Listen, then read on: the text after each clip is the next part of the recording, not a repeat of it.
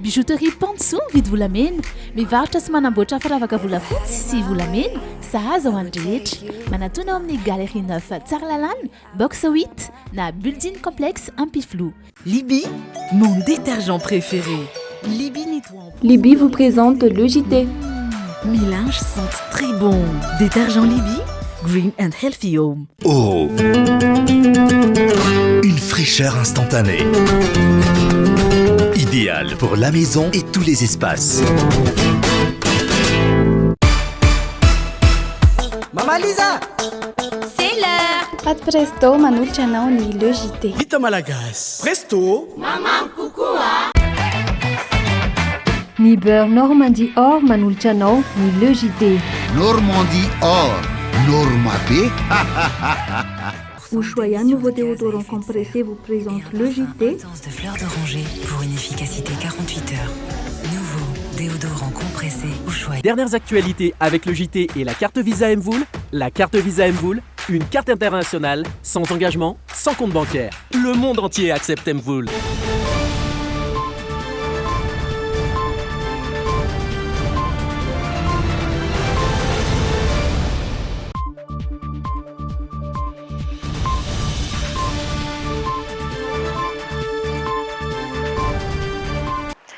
Miarabantsika rehetra ny tokantrano manaraka ny fahitalavitra Dreaming ao anatin'ny Le JT ianao amin'izao alina izao ary manasanao anaraka ny fampahalalam-baovao hatramin'ny farany omenanao avy hatrany ary ny lohatenim-baovao. Nanome ny heviny sy fomba fijery mahakasika ny raharaha fikasana hamono ny filoha ny jeneraly Rabarsoranto mpiandraikitra ny fiarovana ny fiadidiana tamin'ny andro ny filoha teo aloha Didier Ratsiraka. Ny gadona teny amin'ny seranam-piaramanidina Ivato itolakandro ny fiaramanidina nitondra ireo fatra voalohany vaksiny Janssen. Afapo ireo tonga nanatrika ny les Astubaka izay notanterahana tetsy amin'ny plaza Ampiflou tamin'ity androany ity, hiverina izany amin'ny alakamisy ho avy izao. Amin'ny zoma fahena ny volana aogositra ho avy izao kosa no anolora ny Canasette Events ho anao ny kalokalo gitara izay ho tanterahana eny amin'ny plaza Ampiflou anomboka amin'ny 7 hariva.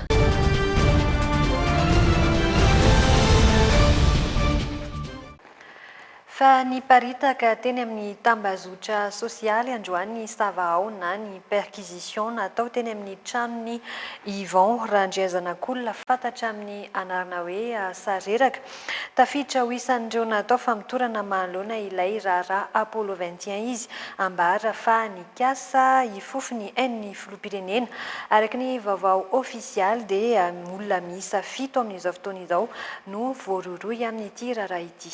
Androany vao maraimbe no nitanterahan'ireo polisy ny Savahao na ny perquisition teny amin'ny tranon'ny Yvon Randriazanak'olona na Sareraka mpanakanto izay akaiky ny filohan'ny Rajoelina nitarika ny hetsy-bahoaka tamin'ny taona 2024. Voaroroy ho isan'ireo anatin'ny raharaha Apollo 21 izay fikasana hifofony ain'ny filoham-pirenena malagasy ny tenany antony fisavana ny tranony.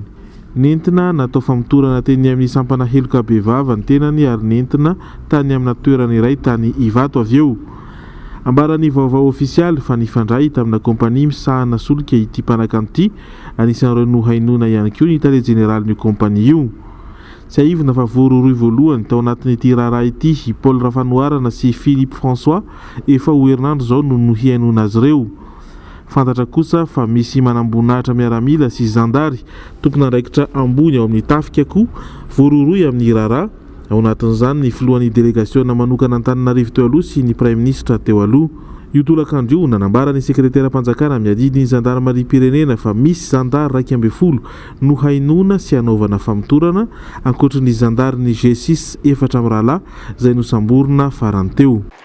Vaovao mahakasika izay hatrany nanome ny heviny sy ny fomba fijery mahakasika ny raharaha fikasana hamono ny filohan'ny jeneraly Rabarsoranto mpiandraikitra ny fiarovana ny fiadidiana tamin'ny andro ny filoha teo aloha Didier Ratsiraka. tsy ireo natao isahana ny fiarovana ny filoha irery ihany no afaka manampy amin'ny ady tahaka izao hoy hatrany jeneraly. Zava-dehibe mihoatra lavitra noho izany ny fahazoana vaovao iray manampy sy manamarina ny fisian'ny tranga famonoana ny filoha. Ny jeneraly Ranto Rabarso izay nanamafy fa isy ny fanamafisana ny fanaraha-maso ny filoham-pirenena izay isandrahaka manerana nosy. Dia rehefa misy ny zavatra hoe ayahina mikasika ny inona moa zany hoe fandriam-pahaleman'ny filoham-pirenena, ny fandriam-pahaleman'ny andrim-panjakana sy ny firadinan'ny repoblika, dia efa misy ihany koa ny mandraikitra an'izay manadiady ny mitrandraka an'izay fandehany zay zavatra zay. Zany zavatra zany dia tsy mijanona ihany koa, tsy mijanona fotsiny any amin'ireo le olona mpitrandraka azy ireo fa arakaraky ny fandehany raharaha eo dia mampita dia miara-mandinika dia mandray ny andraikitra amin'izay rehefa avy eo mandray ny fanapahan-kevitra zay tokony raisina. Vaovao mahakasika ny Covid-19 kosa indray zany hoe mahakasika ny fahatongavan'ny vaksiny. Nigadona teny amin'ny seranam-piaramanidina Ivato itolakandro ny fiaramanidina nitondra ireo fatra voalohany vaksiny Janssen, fatram-baksiny mandrina ny 2 sy 3 hetsy ho aparitaka manerana ny nosy. I États-Unis no namatsy any Madagasikara amin'ity vaksiny ity lahara-pahamehana ao any fitondrana any an-toerana ny isitrahan'ny vahoaka maneran-tany ny vaksiny tamin'ny alalan'ny Alliance Covax hatrany anefa no nahazoana izay vaksiny izay mitatra ny antsipriana izay indrindra ifeno aja Ariana sy Rivonirinina Tekaleo. Vaksiny Janssen manodidina ny 2 sy 3 hetsy no nomeny États-Unis any Madagasikara. Tonga teny amin'ny seranam-piaramanidina Ivato itolakandro io. Vaksiny manodidina ny 20 tapitrisa fatra amin'ny 20 tapitrisa natokana ho an'izao tontolo izao no anjarany Afrika. Manodidina ny 7 sy 7 alina sy 2 hetsy ny olona hisitraka ity vaksiny ity. Tsika efa nahazo Covishield dia zao misy ny vaksiny Johnson & Johnson. Ary vaksiny moa zany dia vaksiny à une dose. Zany hoe indray mandeha mipaka ihany dia vita ny fanaovana vaksiny. Ka mbola omeny tompon'andraikitra manaraka zany ny fandaminana amin'izay dia maimaimpao ny vaksiny satria zay hoe ao anatin'le mekanisme Covax io dia ny vaksiny zany natao antsika malagasy tsy ho an'mponina eto moa zany ary maimaimpona io fa tsy hoe andoavam-bola. Resy lahatra tanteraka États-Unis amin'ny fametrahana ho laharam-pahamehana ny fanaovam-vaksiny. Ny mpiandraikin-draharaha vaovao eo anivon'ny maso ivon'ny États-Unis sy Comore no nandray fitenena ny solotena ny fanjakana Amerikanina teny amin'ny seranam-piaramanidina Ivato. Tsara azavaina tsara fa ny fizarana ireo vaksiny ireo dia sady hiaro ny vahoaka malagasy amin'ny Covid-19 no ahafahana ihany koa mampihena ireo sakana amin'ny fanarenana ny toe-karena malagasy. Tonga nitsinan'ny vaksiny Janssen ireo tompon'andraiki-panjakana malagasy sy iraisam-pirenena. Ny ministry ny raharaham-bahiny ny solotena ny fitondram-panjakana malagasy ny saotra any États-Unis. Mampiseho ny fahavononan'ny États-Unis anampy an'i Madagasikara amin'ny ady amin'ny coronavirus izao. Roa faingo 5 tapitrisa $, ny famatsim-bola efa nomeny États-Unis hiatrehana ny amehana ara-pahasalamana. Manodidina ny 5 tapitrisa $, kosa ny fanampiana nomeny tamin'ny tosika sosialy nandritra ny amehana. Fivoarany antotanisa ny Covid-19 eto Madagasikara kosa indray olona iray no namonia ny vokatry ny tsy mikaretina omaly raha ny antotanisa ny voaka tamin'ity androany ity tafiakatra 570 sy 700 ny isan'ny maty hatramin'ny siny tsy mikaretina. Misa valo kosa ny tranga vaovao tamin'ny fitiliana natao misa 530 sy 200 omaly, 230 ireo mbola marary manana fahasarotana eo amin'ny sorotraretina. Eo amin'ny maresaka iraisam-pirenena tao anatin'ny herinandro maro izay no niatrika ny onja fahadimy amin'ny Covid-19 ny mponina ao Catalogne efa tafiditra sy mahazo vahana any an-toerana ihany koa amin'izao fotoana izao ny variant Delta. mahazo ny ankabeaza ny tanora ny antoerana izany dra ny fanazavana voaray amin'izao dia nandray fanapahan-kevitra mba ahafahana mifeny varana retina ary ny tompon'andraikitra any antoerana. Effectivement, c'est une situation critique. Nanomboka tamin'ny fiandohan'ny volana Jolay no niditra tao anatin'ny onja fahadimy amin'ny fiatrehana ny Covid-19 ny tao Catalogne.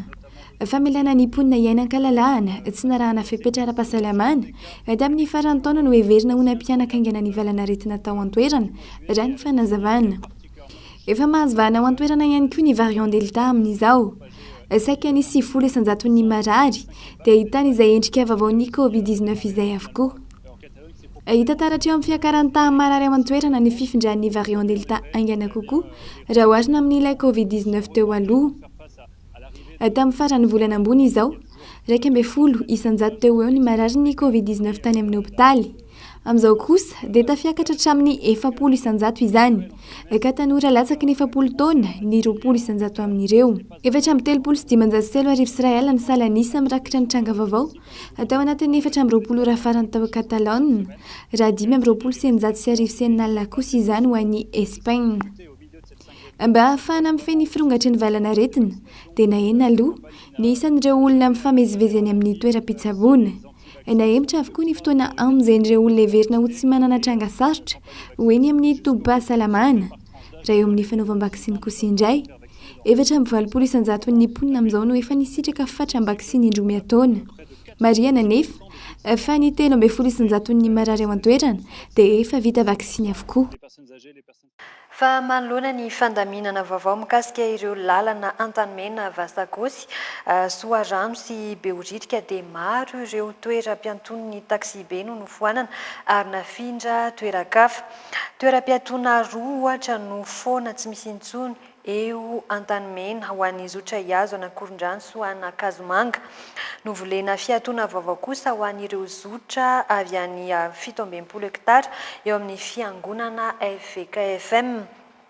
Anomboka hiasa amin'ny faharoa ny volana ho avy izao kosa ireo bus classe efa vonona raha ny fanazavana voaray ny mpanao gazetinay dia feno aja Arianna sy Dolpha Rakotoniaina. Voafaritra ao anatin'ny fandaminana vaovao ny fiovan'ireo toeram-piantonana arian'ireo taxi be eny Antanimena, Vasakosy, Beoritrika sy ireo toerana iazona ireo faritra ireo. Tsy afaka ny miato sy manala olona eo amin'ny farmasia Antanimena intsony ireto zotra manaraka ireto fa eo amin'ny Jesosy mamonjy vao afaka manao izany. Ny zotra 20 50 50 ny zotra 20 30 40 aotra 10 sy ny zotra 9 ireo zotra ho any Ambohimanarina kosa no afaka miato eo amin'ny toeran'io saingy tsy afaka mijanona eo amin'ny Jesosy mamonjy intsony. Foana ho an'ny zotra rehetra ny toeram-piantona eo amin'ny CEG Antanimena eo ampitan'ny BNI sy ny toeram-piantona Bassin Akazomanga. Foana ho an'ny zotra rehetra ny toeram-piantona eo Antanimena ambadiky ny Falda. Foana ho an'ny zotra rehetra ny toeram-piantona eo amin'ny Douane Antanimena ambany fa mifindra eo ampitan'ny Victoria Plaza ho an'ny zotra Analakely sy Andravoangy. Ho an'ny zotra avy any amin'ny 17 hektara Iazo Anankadifotsy dia mifindra eo amin'ny lalana ny Zafindradiky eo amin'ny FVKFM.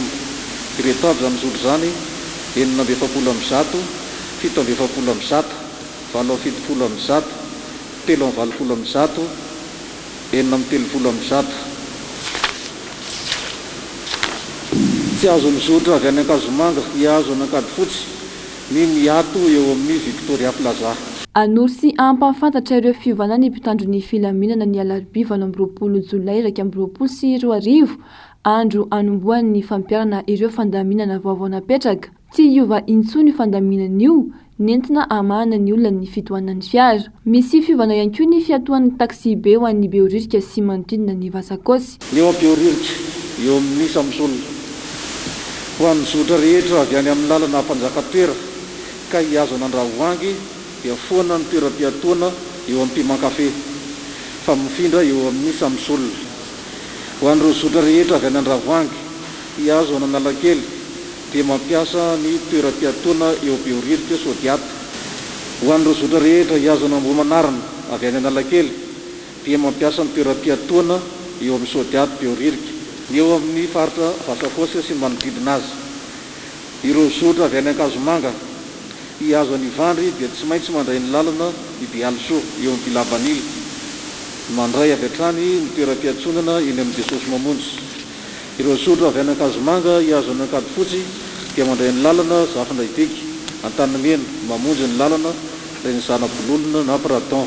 Ireo zotra avy any Akazomanga sy Vasakosy hiazo any Andravoangy dia mandray ny lalana Dokotera Rasamimanana eo amin'ny Ebenina zany, ka mamonjy ny toeram-piatoana eo amin'ny Samsolona. Anomboka hiasa amin'ny alatsinainy rojo laikosa ny bus classe tetikasan'ny commune, 7 ireo fiara vonona isandatra izany. Tokana ny sarandalana ary manaja ny lalana voafaritry ny zotra misy azy ireo fiara ireo. Zotra filamatra ny 194, 192 sy ny 015 manomboka amin'ny 10 ora maraina ary mifarana amin'ny 7 ora alina ny fotoam-piasan'ny bus classe. Tsy mitondra entana ity taxi be ity fa natao hitanteram-bahoaka, afaka mandeha amin'ny bus classe ny olona rehetra. Niatrika ny fanaraha-maso ara-pitsarana azy voalohany teny amin'ny tribonaly androany Clémence Ararynirina, mpanolo-tsaina eo anivon'ny tanàna Antananarivo renivohitra. Fanaraha-maso izay atao azy mandra-patongava nyity pitsarana amin'ny 10 ny volana aogositra ho avy izao. Fiapangana misa 9 ratsahivina no nampafantarina fa miandry azy 5 taoriny ny famidorana dia tsy nisy afa-tsy iray fiapangana izay dia ny fanohitohinana ny filaminam-bahoaka. Raha izay rano fanazavana dia voalaza fa ny fandray tamin'ny hetsika natao ny mpivarotra teny Behoririka, fotoana izay nambarany ity mpanolo-tsaina manadisadisa amin'ny mpitantana eo anivon'ny fiadidina ny tanàna ity fa nandalova ny teny an-toerana nanoherana ny famindrana ny fiantsona ny taxi teny Behoririka. Trangam-piarahamonina kosa indray, tovolahy iray 4 taona no namoniaina nandritra ny lanonana mpanambadiana tao amin'ny mpifanila bodirindrina amin'izy ireo teny amin'ny komina Akadimanga Ambohidrabeto ny zoma alina lasa teo. Raha ny fanazavany ny zandrimady dia ny raha nanaka mikro anaovana karaoke mandritra io fety io izy izay niafara tamin'ny disadisa teo amin'ny rotota. Lehilahy 5 tao amin'io lanonana io raha ny fanazavana no voaton'ny avany maty ho nandatsaka azy tao anatin'ny lavadrano. Nahitana ratra moa teo amin'ny tendany sy ny tanany ankavanana raha ny fizahana natao azy izay nambarany avany maty izay nanatrika izay fisavana izay hoarantsika ary ny antsipriana izay.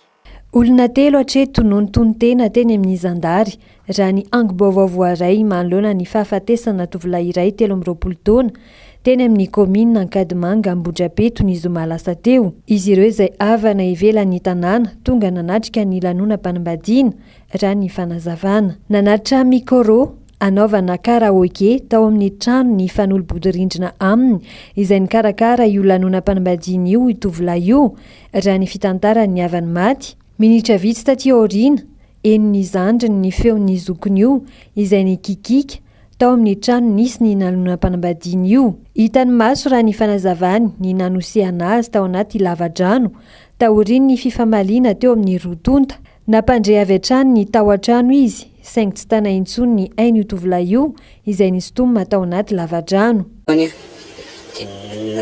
Natonga saina hoe le zoko zay ao amin'ny zareo anatiny io dia ary nanatona tao tonga nanatona tao amin'le torana le nainoka an'le feo dia no tonga tao dia efa izy efa mifampisakoroko ao anaty maizina le torana dia après an'io le zoko tonga dia natsipiny tao am-panjakana oka ho azy zany tamin'ny fotoana io zany efa nametra hoe oka izy ho oka fa tena tsy sindra fory zareo dia tonga dia zay ny zava-bita. Iny izy no isan'ny navitany famononan'le rahalahako zany fa hoe ny endrika maizina le torana dia tsy dia tena nahatsikaritra fa raha ny isan'le olona dia zay ny voaroaniko hoe 10. Namonjy andraiky taty an-trano ndraiky avy any an-tsaha avy niasa manao briky no miantso azy hoe tordada fa alefandray ao am-patsakana le sasa izay soronao le soko dia avy tao aminy dia tonga taty amin'ny taty an-tsena ho hiton'ny tsenanay de tonga taty aminazy a izy mbola nivarotra izy nyteneniko hoe matsy zaza hamonina satria feno ratra teo amin'ny tendany sy tanany ankavanana raha ny fitantaran'ireo nahita maso ny vata mangatsiaka ny tovolahy tombanan'izy ireo hovonony ninana taony nahazo io tovolahy avan'izy ireo io nisy ny fifampiresahana teo amin'ny andaniny sy ny ankilany taoriany loza saingy rava-maina izany raha ny fanazavana be maty dia fantatry le zandriny hoe feo an'le zokiny satria vo tsy ampy 30 minutes nakan'le ankizy micro tantatrano no novonoiny zareo izy dia izay no nahagaganay hoe naninona no tsy nireagira zany ny olona rehetrarehetra mandinina fa navela mony teo zany ve reto mpamono rehefa fantatra amin'izay fa hoe maty izy dia nandeha nakany ny reniny dia mbola nidiny zareo tao an-trano tao koa le reniny nidiny tao hoe inona ny alehanao aty dia hoe za tsy vonoina ohatran'ny zanako izy le reniny fa loha za hivoaka dia tonga dia mivoain'le reniny le varavara raha tsy naherihery loha koa zany le reniny dia mety possible hoe mbola mivonoiny zareo koa toy ale rarany zany rehefa maty le zaza dia nyapitsy marainy zareo tonga ohatrany hoe nitsapalahelo dia nanatitra vola tao amin'ny nanatitra vola 1 million hony izy tao amin'ny le fianakaviany maty nanatitra vola 1 million dia ohatrany hoe somary namangy kely teo zay zavatra nataony dia niapitso indray miverina nanatitra lamba sy vary ray gony tsy nanamarina na tsy ny zava-boalaza etsy andaniny ireo fianakaviana voaroroa nanao ny loza izy ireo izay tsy afaka nandray anay teny an-toerana androany raha ny fitantarany avany maty hatrany mety hiroso amin'ny raharaham-pihavanana izy ireo fihetsika izay tsy nakasitrahany manamanjoa taoriany loza nisy eo tetỳ amin'ny komina Ankadimanga Ambohidrabeto nandray fepetra ny ben'ny tanàna fa hofoanana ny fikasana anatanteraka lanonana rehetra ny an-toerana mandritra ny fotoana tsy voafetra mitohy kosa ny fanadihadiana mahakasika ity raharaha von'olona ity ny ravina ihany koa ny olana nisy tao amin'ny fampanoavana tao Toamasina tsy nanaiky nanao fifamindram-pahefana ny tony mpampanoa teo aloha ny tony mpampanoa teo aloha rehefa napetraka tamin'ny fomba ofisialy tamin'ny 17 ny volana Jolay lasa teo ny mpisolo toerana azy tsy voafaritra ny Antony Mazava ny any fantatra dia nofatsiana avokoa ny varavarana ahafahana miditra ao amin'io birao fiasana io ka tsy afaka mandray ny andraiky mihitsy ny tony vaovao mandritra izany mahalon'io dia nanapa-kevitra ny akavatany anala ireo sakana sy anokatra ny birao ilay tony vaovao dingana izay nandrisika ny teo aloha anatanteraka ilay famindram-pahefana ka nahafahana niditra tao amin'ny birao ihany tsy nisy naneho hevitra manoloa ny ity tranga ity moa ireo tompon'andraikitry ny fitsarana ao Toamasina mety hiakatra avo efatreny ny tany tsy fanjarian-tsakafo any atsimo araky ny nambaran'ny UNICEF sy ny PAM ny 17 isanjaton'ny mponina no hiarany tsy fanjarian-tsakafo mahery vaika ao amin'ny distrika n'Ambovimbe Androy fotsiny ihany raha tsy mandray fepetra aingana dia mety hiakatra avo efatreny ny tany tsy fanjarian-tsakafo mahery vaika ao atsimo ao anatin'ny fotoana latsaky ny 5 taona monja araky ny nambara ny PAM sy ny UNICEF mety hiakatra avo efatreny ny tsy fanjarian-tsakafo amin'ny ankizy raha ampitaina amin'ny tombana voalohany natao tamin'ny volana Oktobra 2024 araka ny fampitandremana nalefan'ny UNICEF sy ny PAM mihamafy ny ahitany any atsimo amin'izao fotoana izao ao anatin'ny 5 taona ho avy mety hiarany tsy fanjarian-tsakafo mahery vaika farafahakeliny ny atsasa tapitrisan'ny zazany atsimo ao anaty trangam-pahasarotana ny ray alina sy ray hetsy amin'ireo araka ny nambaran'izy ireo hatrany amela takatra tsy afaka hovaina nefa izany eo amin'ny fitombon'ny zaza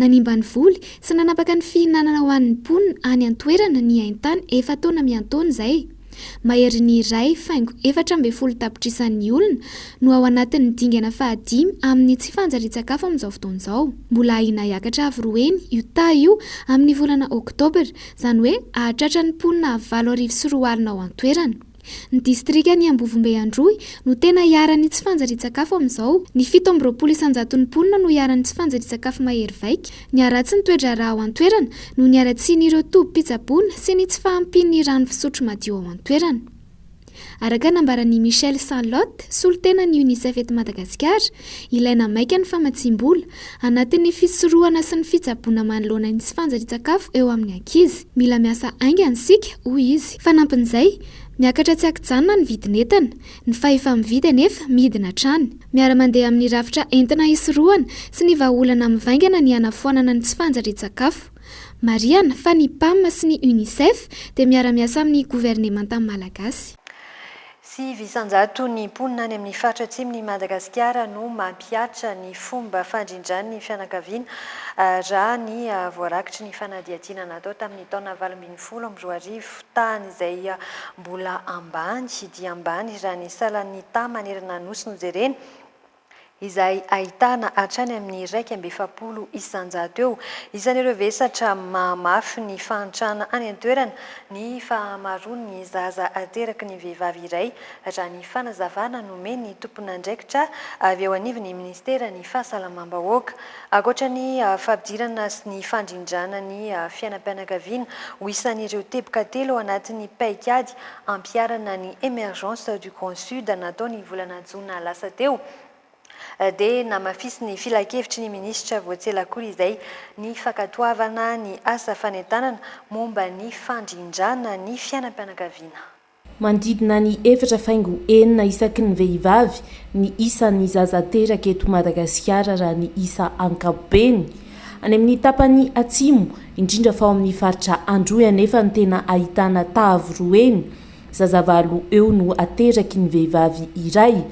Misy vokany fanentanana natao tato anatin'ny 5 taona farany momba ny fanabeazana izany raha ny fanazavany taleny fandrindrana ny fiainam-pianakaviana eo anivon'ny ministera ny fahasalamam-bahoaka saingy mbola betsaka ny lesoka mila arenina. Raha ohatra zao ny national efa mba manana any amin'ny 1.7 isanjato any dia nefa ny any amin'ny faritra Androy mbola 7 mbola ambany zany dia mitombona mihitsy zany hoe matoa misy 7 mampiasa ao zany tsy tena hoe mandany fandrindrana fiainam-pianakaviana ny any amin'ny faritra ny Grand Sud any fa misy asa tokony atao ao zany dia fandrindra amin'izay moa ny asa ho atao any satria ao anatin'iny le hoe projet émergence du Sud iny dia misy asa fandrindrana fiainam-pianakaviana ngeda be zany raha ny hita isan'ny taona dia miakatra manodidina ny 2 isanjato eo hatrany ny taparesendatra amin'ny fampiasana fandrindram-piterahana eto amintsika. Ezaka manokana atao ny fanjakana sy ireo mpiara-mombonantoka aminy ampiakarana izany ny fanitarana ny fanentanana ho amin'ny sokajy sy salatona hafa ankoatran'ireo renim-pianakaviana. Andalam-pananganana ohatra ny fikambanana ampirisihana ny fandraisana andraikitry ny lehilahy eo amin'ny fandrindrana ny fiterahana. Eo amin'ny 1.7 taona eo dia efa misy mananjanaka. Olona vehivavy 5 taona any efa manana zafikely. Dia hitantsika amin'izany fa efa any anaty fiarahamonina mihitsy zany le hoe miteraka aloha.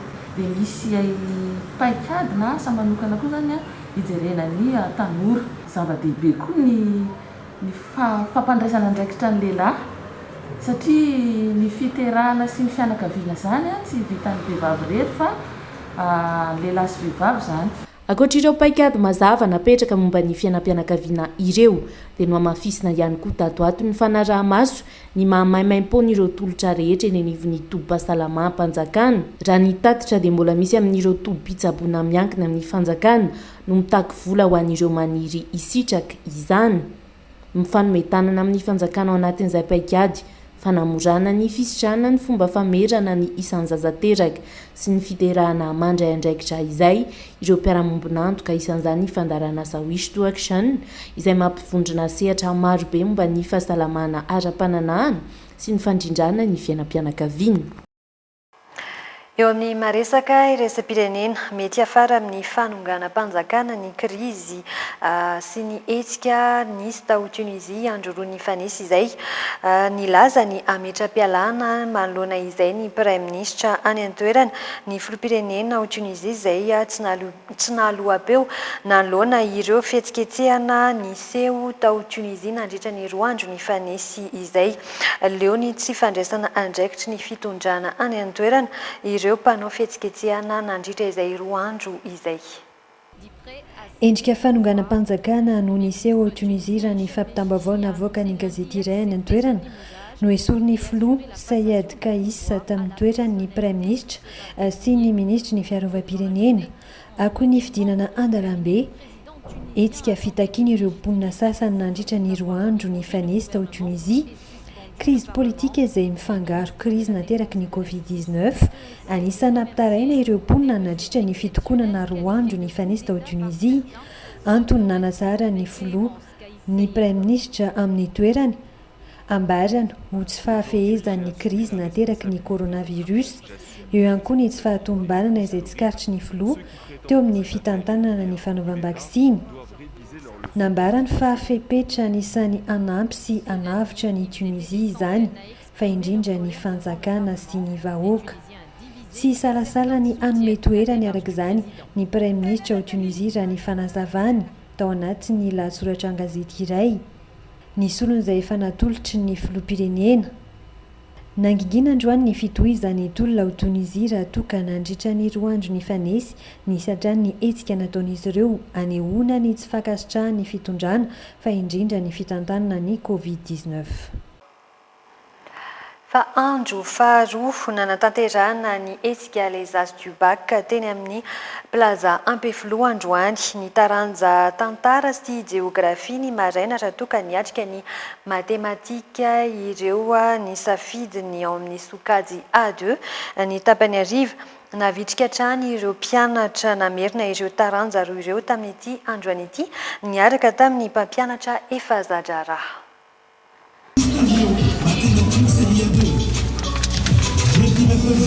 Mathématiques et physique chimie pour les séries C.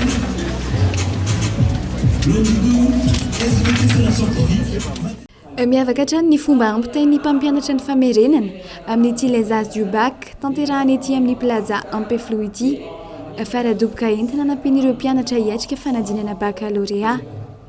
Tamin'ity androany ity dia ny taranja tantara sy géographie ary ny mathématika A2 no natrehan'ny mpianatra. De colonisation indray dia ataontsika teny aingany fona fotsiny lesy fa fialany ireo firenena zanatany teo ambaniny gejany fanjanahantany. Ny famerenana androany zany dia miavaka amin'ny andavanandro satria ny zana ataontsika hoe ho azony ankizy ao anatin'ny fotoana fohy zany ny programme ray manontolo any tantara sy ny géographie ary ny zana hoe amin'ny fomba izay farany tsotra izay anampy be an'ny mpianatra zany mandritry ny fanadinana no mizaraina amin'zareo androany. Ireo pitsopitsony rehetrarehetra ireo paikady rehetrarehetra mety atonga anazy ahazo ny ataontsika hoe salan'isam-bony faran'izay azo atao zany amin'ny histoire géographie. Tonga maro hatrany ny mpianatra namaly ny antso tamin'ity etsika les As du Bac ity itoy amin'ny alakamisy indray ny famerenana amin'ny taranja mathématika sy fizika ho an'ireo ny safidiny sokajy C. Tamin'ity androany ity aloha dia nahazo tombony hatrany ireo mpianatra tonga tetỳ amin'ny plaza nanatrika ny faradoboka baccalauréat les As du Bac. Mazava mahay mampianatra daholo zareo. Nahazo tombony nakaty. Tsy mitovy amin'ilay faradoboka rehetrarehetra reny fa zareo manome conseil hoe zao ny atao tsy voatery hoe matiara zareo rehetra fa manoro lalana izy. Philo za zao tsy dia tena mahay philo dia tonga tato dia mazavazava ilay izy efa hay. Hita hoe mora vetivety kely izy dia mazava mora azo kely amin'ilay misy écran koa dia tonga dia hita tsara. Ie ilaina ilay izy sady manampy be dia ny anazy koa tsy ohatran'ilay mahazatra ny ampianarana hoe ny lesona ihany azavaina fa manome motivation be an'ilay ankizy mba lasa tsy dia matahotra intsony. Itoy amin'ny alatsinainy faharoan'ny volana aogositra ho avy izao ny etsika les As du Bac ho an'ny sokajy C sy D hiatrehana ny SVT sy mathématika hifarana amin'ny fahatelon'ny volana aogositra ka fidirana maimaim-poana ny tapany ariva amin'ny andro io ho an'ireo mpianatra nanatrika ny taranja intelo. Ny saran'ny fidirana dia 7,000 monja isaky ny taranja hatrehana. Tsy mitsahatra eo amin'ny fanamboarana ny lalana ny tetikasa rokady toy ny tetikasa kosa ny fampivarana ny tanàna manamorona ny lalana izay mamakivaky ny komina telo Fanatsarana tanàna no atao manaraka ny drafitra fanajariana napetraka izay tsy nisy teo aloha araka ny fanazavana nentin'ny ministera ny asa vaventy sy ny fanajariana an-tany. Foto-drafitra sa iombonana no apetraka hanomezana endrika moderna ny tanàna izay hoentin'ny fenoaja Arianna sy Dolphe Rakotony ianarany Antsipriana izay. Mitombo ny mponina ary mialehibe ny tanàna Antananarivo. Olana hatramin'izay ny tsy fanomezan-danja ireo tanàna manamorona foto-drafitrasa manaraka ny toetrandro araka ny fanazavan'ny ministry ny asa vaventy sy ny fanajariana ny tany. Irosona ny fanatsarana ny tanàna manodidina ny lalam-baovao rokady ahazo tombontsoa sy fanampiana ireo komina voakasika izany. Voavoaka ny tanàna zany tsika mieritreritra tsena, mieritreritra gare routière, mieritreritra toerana azo hitsangatsanganana. Reny lalany reny tsy natao hidiran'ny olona eto Antananarivo na misy an'izay ary fa mba ampiroboroboana reo tanàna manodidina n'Antananarivo. Tetikasa fa tsy ny sampandrahara frantsay misana ny fampandrosoana ny badarina na drafitra fanajariana mifanaraka amin'ny tetikasa anovana endrika ho moderna ny tanàna. Efa vonona ny tetikasa ho an'ny komina Ambohimangakely ahitana ny ampahany betsaka amin'ny lalana rokady. Be da be nefa eritreretina ho atao ary anisan'ny havaka mihitsy Ambohimangakely. Misy ny centre de loisir araka ny fantenenina teo, misy ny zone commerciale fa tsy zone industrielle dia eo koa misy ny espace vert izay ho apetraka mihitsy ho an'ny toerana iny. Natao sony androany ny fifanaram-piaramiasa eo amin'ny mpiara-miombonantoka ny fanjakana ary ireo fitsinjaram-pahefana misitraka ny tetikasa badarina ahatra 4 volana ny fanatanterahana izany. Tsinjovina ao anatin'ny tetikasa badarina ihany koa ny fikolokolona ny rano ao amin'ny lemaka Ambatobe Avaratra, ny lemaky Ambohimangakely Atsinanana ary ny faritra atsinanan'ny tanàna Antananarivo renivohitra manakaiky ny boulevard de Tokyo. Fa mahafaly ny Canasette Events ny manolotra ho anao ny kalokalo gitara izay ho tanterana amin'ny zoma fahaenina ny volana aogositra ho avy izao eny amin'ny plaza Ampefiloatra any. Ny iarahana indrindra io kalokalo iarahana amin'ny Bekoto sy Benisy Bebe, Kolibera, Tselonina, Kiadiny, ny Kolibera sy Jovin izay anisany anafana ny sehatra. Hitondra ho anao indray ireo hira nahafantarana azy ireo mandritra io andro io arahantsika ary ny Antsipriana izay.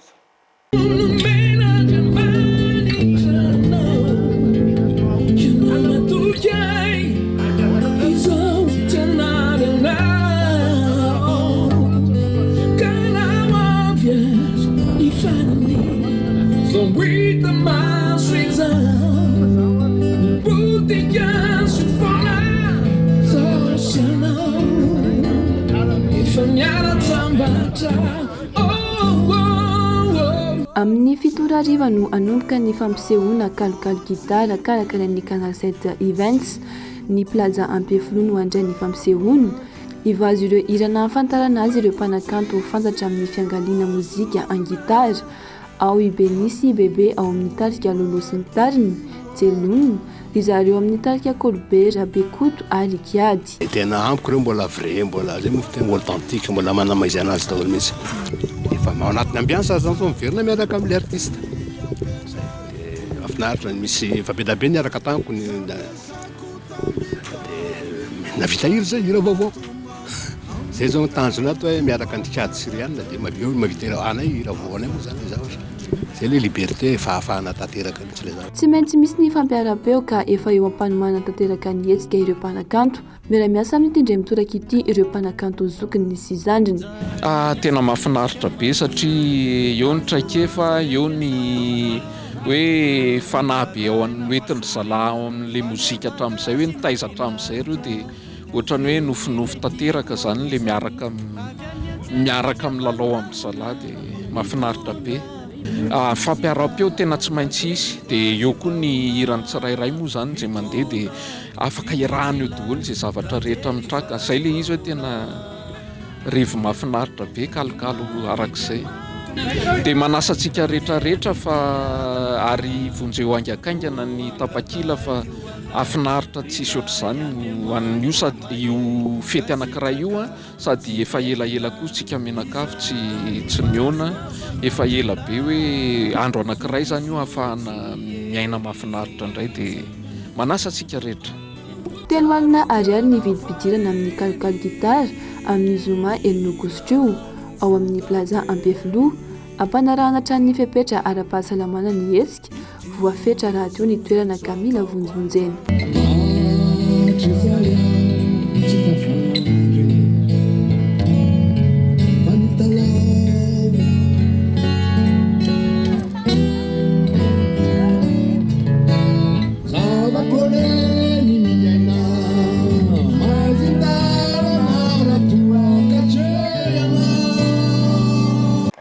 Tafiditra indrindra ao anatin'ireo sehatra tena lasibatry ny valanaretina Covid-19 ny mpanao asa tanana malagasy niteraka fahatsiantoka goavana teo amin'izy ireo ny fihiboana fa indrindra ny fikatona ny sistany mahalony izany ary dia nikaroka vahaolana ahafahana mivelona anatin'ny fihiboana ny tompona andraikitra eo amin'ny fampivelarana ny asa tanana malagasy hoetiny rinafany Sosianjalakotonyrainy ny Antsiprianizay.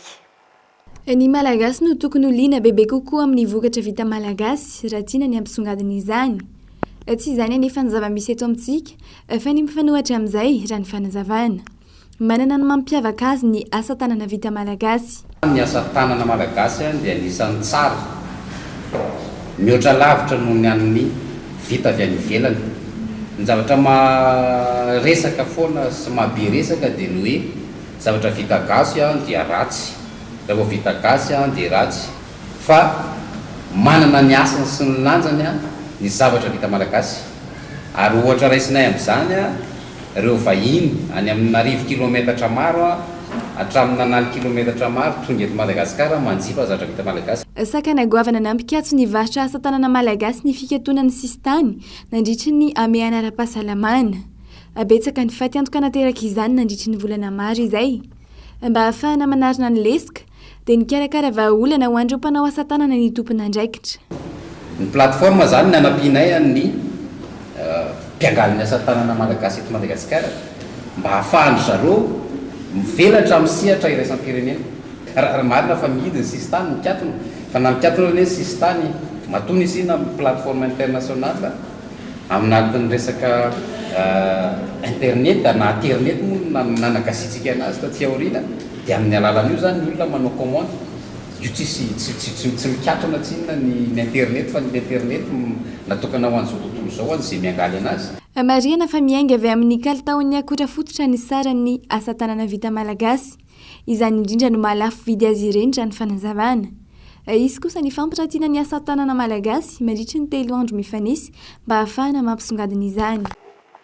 Eo amin'ny maresaka iraisam-pirenena mandatanteraka ny anatanterahana ny tetikasan'ny Rosia i Japon mikasa anangana toerana ifamezivezeny ny tolotra sy ny tanady malalaka eo amin'ny île Korea izy ireo hampiakatra ny ara-toekarena ao an-toerana izany tetikasa izany araka ny nambaran'ny firenena Rosiana mitakosa ny fiandrianana amin'ireo nosy ireo i Tokyo izay renivohitry i Japon.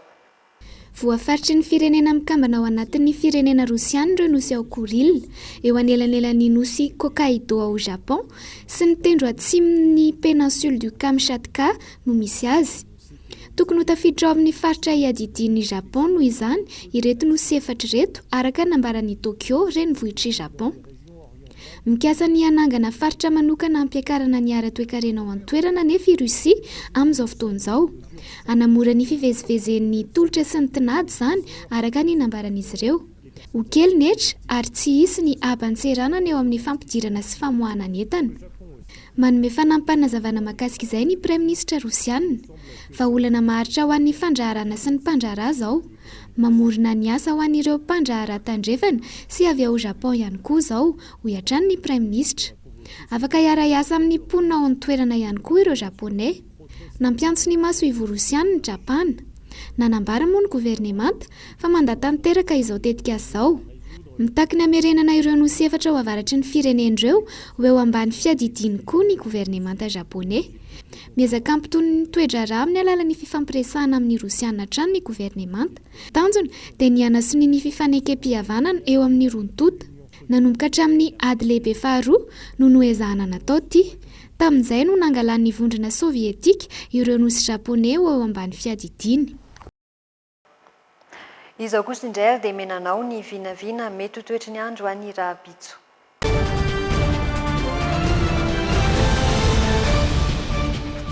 Any amin'ny faritry Diana sy Sava dia ifandimy ny raona sy ny masoandro, ahitana ny maripana farany ambany any Sava 20 degré Celsius ary ny maripana farany ambony 30 degré Celsius any amin'ny faritry Diana.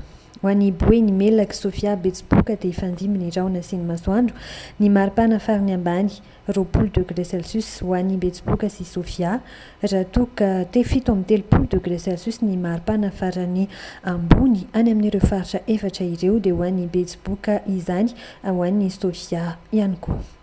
Ho an'ny loatra mangoro analanjoroa fary atsinanana dia andrahoana ny andro ary izy ihany koa ny rahakerika orana manifinify. Ho an'ny atsinanana sy analanjorofo ny maripana farany ambany 13 degré Celsius ho an'ny loatra mangoro ary ny maripana farany ambony 14 degré Celsius ho an'ny analanjorofo sy atsinanana. Ho an'ny eto avoantany kosa indray dia ifandimy ny raona sy ny masoandro. Ho an'ny faritra efatra Bongolava Itasy Analamanga ary Vakinakaratra, ny maripana farany ambany ho an'ny Itasy 1 degré Celsius, Vakinakaratra 10 degré Celsius, Analamanga 13 degré Celsius ary ny maripana farany ambony kosa dia 20 degré Celsius ho an'ny Bongolava. Ho an'ny Analamanga kosa dia 20 degré Celsius ny maripana farany ambony, raha toa ka 20 degré Celsius ny maripana farany ambony ho an'ny Vakinakaratra. Ho an'ny Morimani Mantsihatra ambony ary Orombe dia ifandimy ny raona sy ny masoandro, raha toa ka andrahoana ary isany koa ny rahanorana ny vadivavy sy atsimatsonanana any. Ny maripana farany ambany 12 degré Celsius ho an'ny Morimani, raha toa ka tafakatra hatrany amin'ny 19 degré Celsius ny maripana farany ambony, hitantsika izany any Orombe. Ho an'ny Menabe Atsimo andrefana Androy ary Anosy dia anorana andrahoana ny andro ary ny maripana farany ambany 18 degré Celsius ho an'ny Atsimo andrefana, raha toa ka tafakatra hatrany amin'ny 30 degré Celsius ny maripana farany ambony ho an'ny Menabe. Dia iny ankoary no entiko mamarana ny LEJT, tompoko lahy sy tompoko vavy akasitrahany ianao nanaraka izany hatramin'ny farany ary manome fotoananao any Rahabitso indray. Veloma tompoko.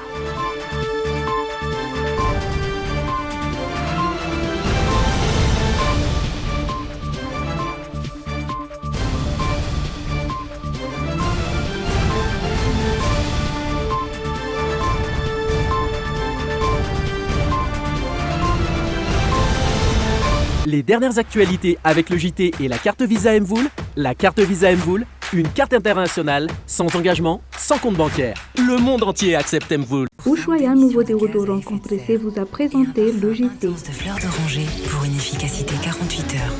Nouveau déodorant compressé Ushuaïa. Bijouterie Pantsou vidy volamena, mivarotra sy manamboatra firavaka volafotsy sy volamena, sahaza ho an'ny rehetra. Manatona ao amin'ny Galerie 9 Tsaralalàna, box 8 na building complexe Ampiflou.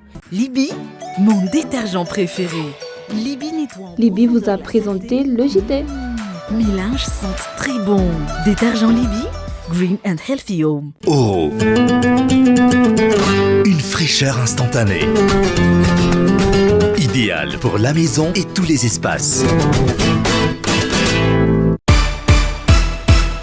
Maman Lisa, c'est l'heure. Pas de presto, manolotra anao ny le JT. Vita malagasy. Presto. Maman kokoa. Ny beurre Normandie Or nanolotra anao teo ny le JT. Normandie Or, Norma B.